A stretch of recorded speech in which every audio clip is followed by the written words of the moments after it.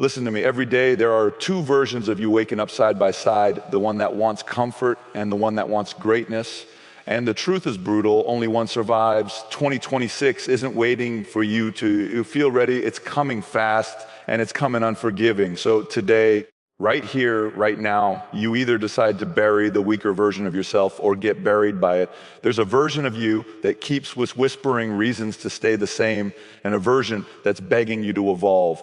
Only one gets to walk into 2026, and the clock isn't slowing down for either of them. So before you chase a single dream, earn a single win, or take a single step forward, you start with the hardest thing you'll ever do. You face the mirror, not the social media mirror, not the look busy mirror, the real one, the one that doesn't blink when you lie to it. Most people avoid that mirror their whole lives.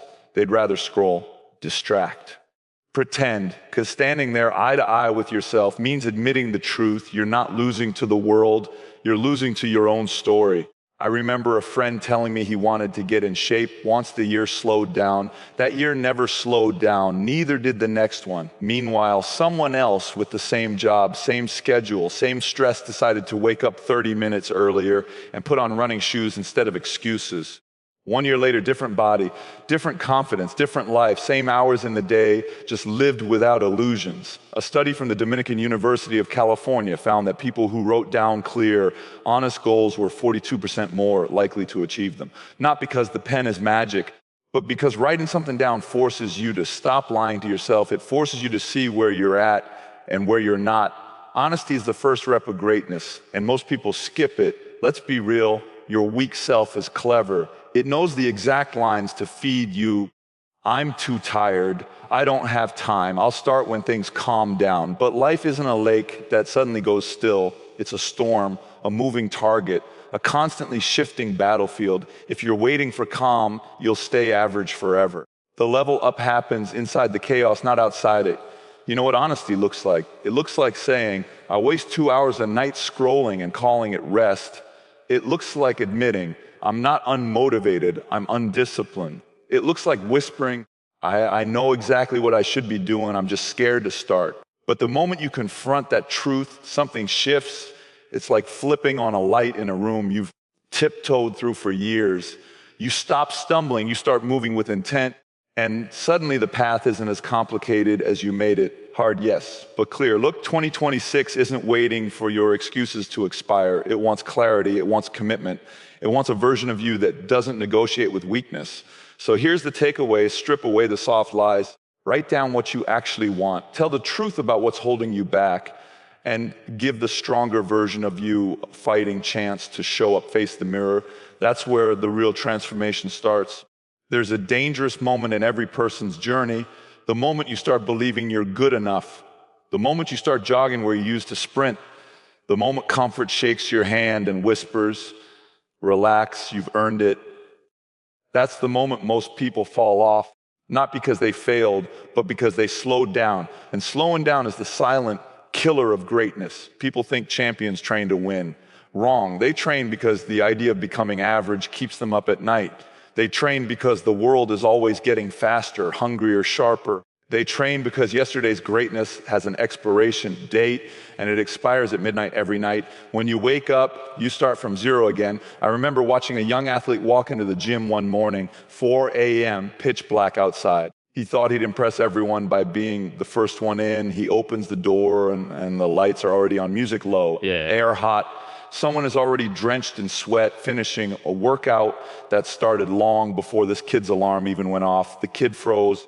You could see it on his face. This wasn't motivation. This was obsession. This was the difference between wanting it and needing it.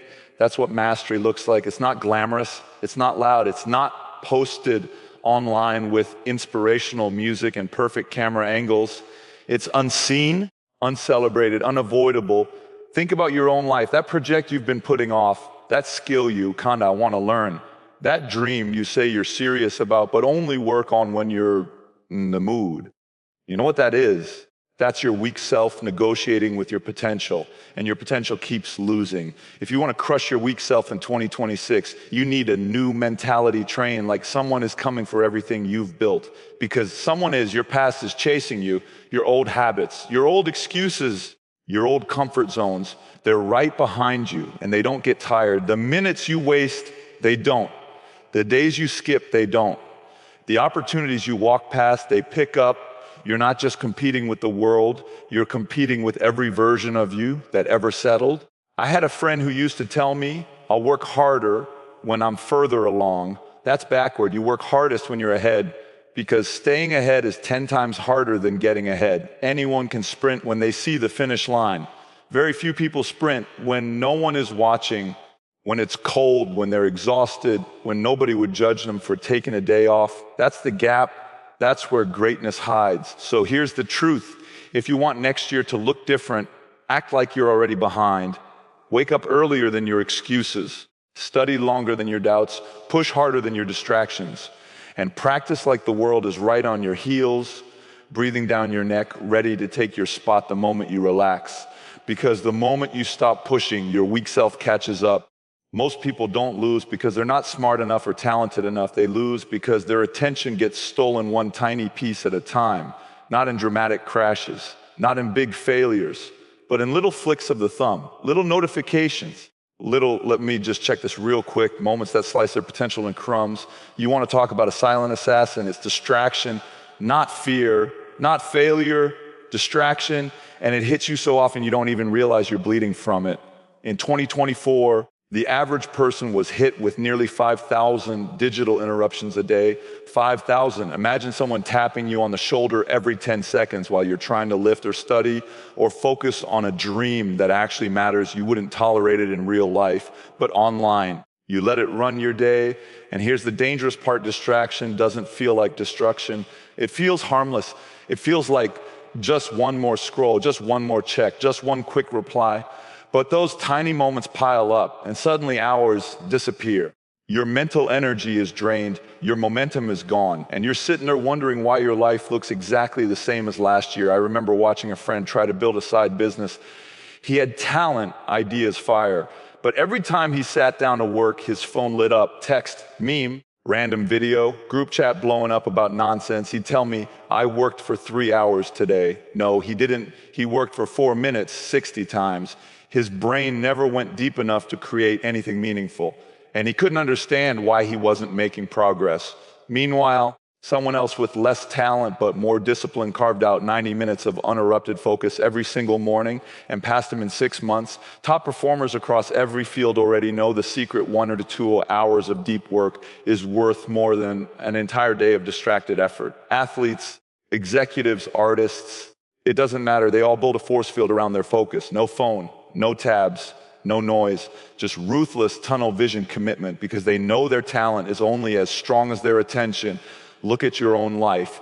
Think about the last time you were fully present. No buzzing phone, no half watching something in the background, no jumping from app to app like a pinball machine. True focus is rare now. That's why it's powerful. That's why it's a cheat code. Your weak self feeds on distraction. It loves chaos. It loves noise. It loves when your mind is too scattered to commit to anything, because a distracted version of you is a harmless version of you, safe, comfortable, predictable. But your strong self, it starves distraction. It protects attention like it's oxygen. It knows that one focused hour can change a career, a body, a bank account, a life. So here's the shift: cut the digital noise, put your phone in another room, set timers, protect your mornings, build pockets of uninterrupted work like your future depends on it, because it does. Kill distraction before it kills your talent. Because the moment you control your attention, you become unstoppable. Listen, there's a moment in life when the lights go out, the room gets quiet, and all the noise you've been hiding behind disappears. That's when pain steps in, not politely, not gently. It storms in like it owns the place.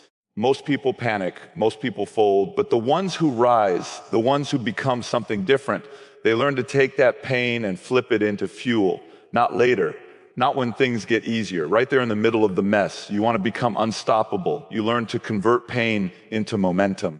Not because it's noble, not because it looks cool in a motivational video, but because pain is the one thing that never lies to you. It exposes you. It strips away all the fake confidence, all the excuses, all the half-committed dreams.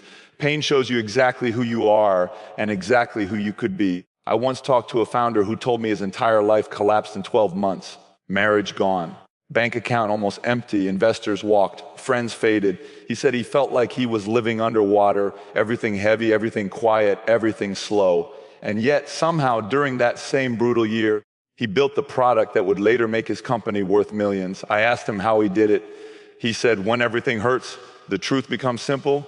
You either get better or you get crushed. No poetic speech, no dramatic monologue, just raw clarity. Pain forced him to stop negotiating with his comfort zone. Pain has a way of sharpening your priorities. When you're comfortable, you debate. When you're hurting, you decide. Comfort says, maybe tomorrow. Pain asks, why not right now?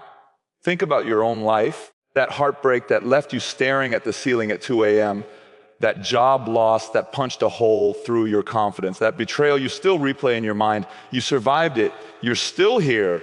And if you look closely, you'll realize something. Those moments didn't break you, they rewired you. Pain forced you to grow in ways comfort never could. It made you tougher, clearer, hungrier. It pushed you to finally pay attention to the things you kept avoiding. Here's the truth nobody likes to say out loud. Pain is a teacher that shows up whether you invite it or not. You don't get to choose the lessons, but you do get to choose the outcome. You can let it harden you or sharpen you. You can let it close you off or push you forward. You can make it the reason you stop or the reason you begin. Pain isn't a wall, it's a doorway. And most people stand outside it, terrified of what's on the other side. But if you walk through it slowly, clumsily, shaking if you have to, you come out different, stronger, clearer, more disciplined, more focused, more dangerous in the best possible way.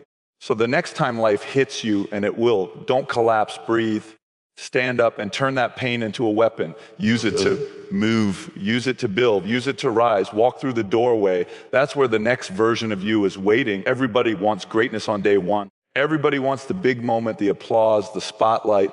But the truth is brutal. Greatness doesn't happen in the big moments. It's built in the boring ones, the quiet ones, the ones no one claps for, the reps you repeat until your excuses finally give up and walk away.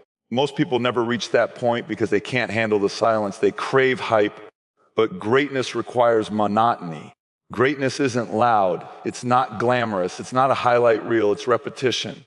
The type of repetition that makes people wonder why you're working so hard when nothing's happening yet.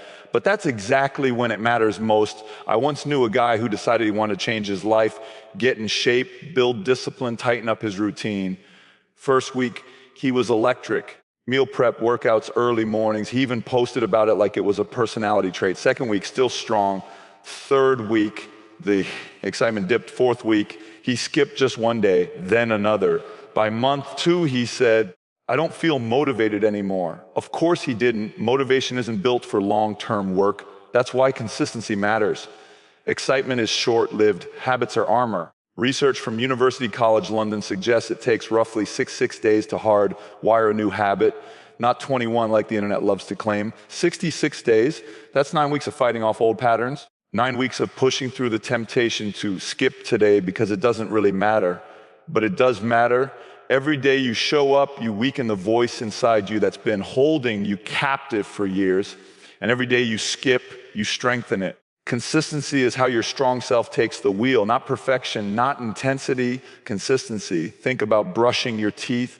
You don't hype yourself up for it. You don't need a playlist. You don't wait to feel ready. You just do it automatically every single day. That's what discipline becomes when you practice it long enough. Default behavior. Imagine if your workouts, your reading, your skill building, your morning routine all became that automatic. Imagine how unstoppable you'd be if doing the right thing didn't feel like a debate anymore. You want something practical, start small, ridiculously small. 10 minutes of reading, 10 push-ups, 5 minutes of journaling. A 2-minute habit is harder to break than a 2-hour ambition. Once you show up daily, you can scale. But if you can't be consistent at small things, you'll never sustain the big ones. I knew another guy who set one rule for himself: never miss twice. If he missed a workout, he'd make sure the next day was locked in. If he overslept, the next morning he was up before sunrise. The one rule transformed him, not because he was perfect, but because he refused to slide backward. Your weak self thrives on inconsistency. It loves when you quit early. It loves when you wait for motivation. But your strong self, it gets built brick by brick, day after day, until quitting stops being an option and consistency becomes who you are.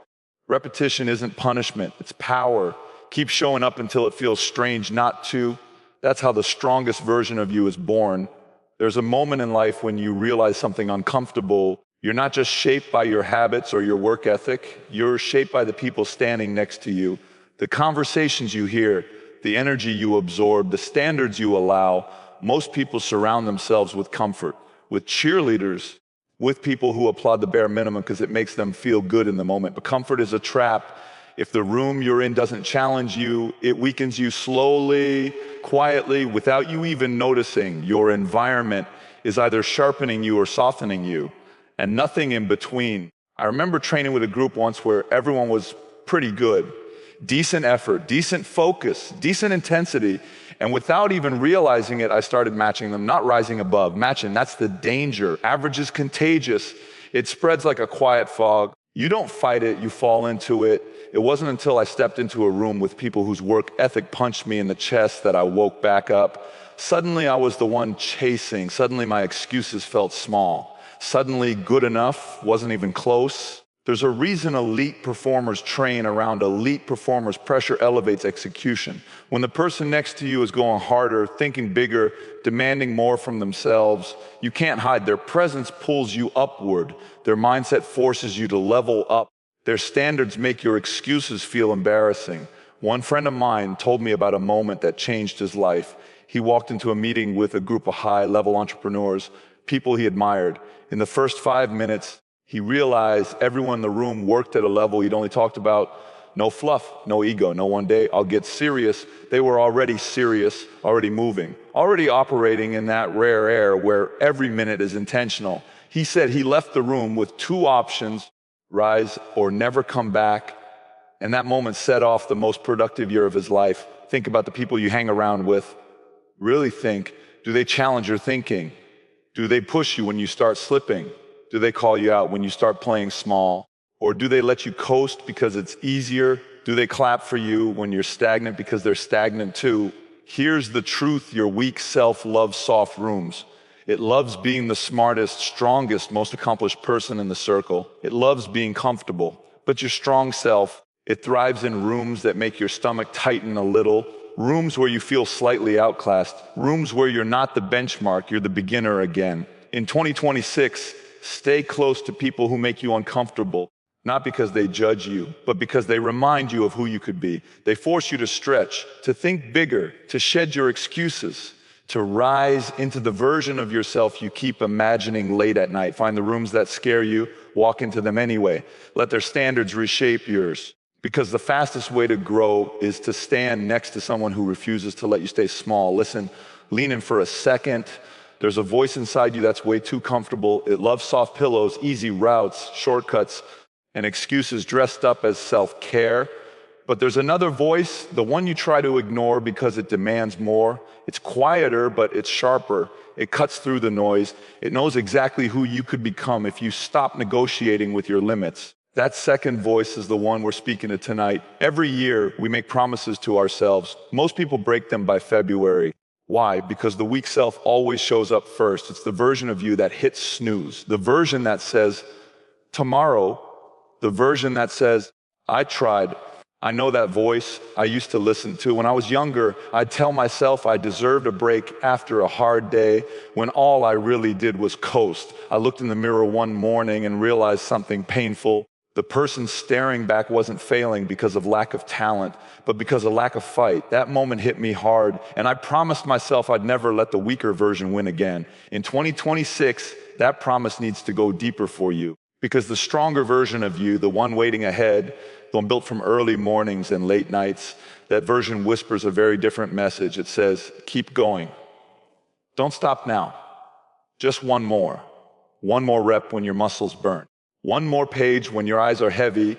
One more phone call when your confidence shakes. One more hour when everyone else clocks out. Real transformation is built in those tiny on mores. People think greatness is dramatic, explosive, cinematic. It's not. It's quiet. It's lonely. It's boring. It's choosing discipline when comfort is right there smiling at you. I once heard a trainer say that the difference between average and elite is about 6 minutes. The 6 minutes where everyone else quits. That stuck with me. I started staying those extra 6 minutes, and everything changed. You have moments like that too. Think about the times you walked away from something because it felt heavy, or the times you almost pushed through but didn't. Those are the exact moments the weaker version of you took the win. But here's the good news. You can take the next one and the next, and you can build momentum so strong the weak self can't keep up anymore. But you have to choose every day, every hour, every decision, because greatness, real greatness, isn't someone you shake hands with at the finish line. It's someone you sculpt on the way there, hammer strike by hammer strike, choice by choice, day by day. So when you walk out of this room tonight, don't walk out soft, don't walk out casual. Walk out with a promise, a 2026 promise. A promise that the version of you who steps into that year is the version that doesn't flinch under pressure, doesn't fold under weight, and doesn't fear the grind. Crush your weak self. Unleash the one built for storms. 2026 is coming. Make damn sure the strongest version of you is the one that shows up,